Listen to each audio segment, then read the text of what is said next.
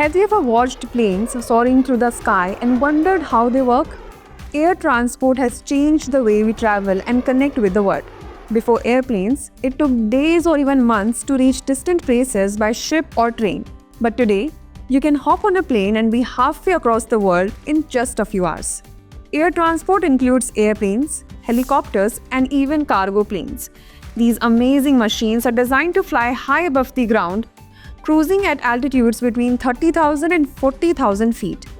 That's way above the clouds. Planes have powerful jet engines that allow them to reach speeds of up to 900 kilometers per hour, which is why they are the fastest way to travel. Flying a plane isn't easy. It takes a lot of skill and training. Pilots go through years of practice to learn how to handle these huge machines. They use the plane's controls to steer, take off, and land. Plus, they have to be ready for anything, like changing weather conditions or sudden turbulence. The pilots communicate with air traffic controllers on the ground who guide them along their route and ensure that all planes stay safe in the sky. Air transport isn't just about passengers. Did you know that airplanes also carry goods like fresh fruit, electronics, and medical supplies? Cargo planes are especially designed to carry heavy loads across the globe. This is why you can enjoy fruits from another country, or why essential medical supplies can reach places that need them quickly. From large jumbo jets to small private planes, air transport has many different types. Jumbo jets are used for long-haul flights, carrying hundreds of passengers across continents. Smaller planes are used for short trips, like traveling between cities or states. And let's not forget helicopters. They are perfect for reaching remote areas where runways aren't available. Air transport also plays a huge role in boosting the economy.